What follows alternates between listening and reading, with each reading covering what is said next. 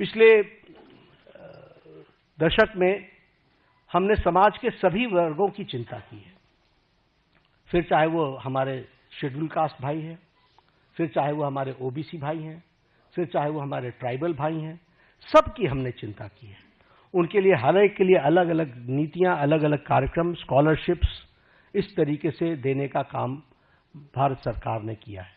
अब यहां पर मैं स्कीम्स गिनाना शुरू करूंगा तो एक घड़ी लग जाएगी, लेकिन all schemes dedicated to SC, ST और हमारे ओबीसी भाई, इनके लिए चिंता की गई। उसी तरीके से महिलाओं के लिए विशेष करके ध्यान दे करके विमेन लेड गवर्नमेंट, विमेन को आगे रख करके बढ़ाने का काम करना, यह काम भी हमारी सरकार ने बखूबी किया है।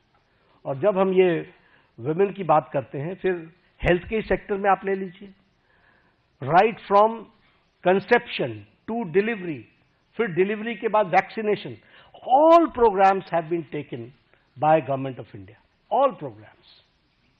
उसी तरीके से मैटरनिटी लीव, उसको 12 से 26 वीक्स तक बढ़ाना विथ सैलरी, विथ पेमेंट, और उसके साथ साथ बच्चे पैदा होने पर उनको मातृवंदना में योजना के साथ फाइनेंशियली सपोर्ट करना, ये सारी चीजें बताती है। और उसी तरीके से अगर हम देखें तो महिलाओं को, फिर चाहे आपने देखा इसरो में भी जब तस्वीर आई, जब चंद्रयान पे उतरा था, तो सबसे ज्यादा आपको वहां पर साइंटिस्ट महिलाएं दिखी थी।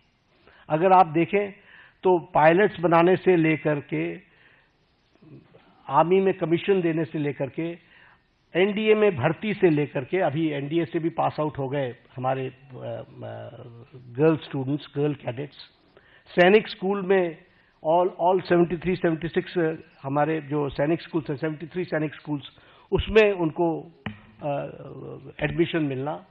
इसके साथ साथ लखपति दीदी, और लखपति दीदी के साथ साथ हमारे सेल्फ हेल्प ग्रुप्स को प्रमोट करना।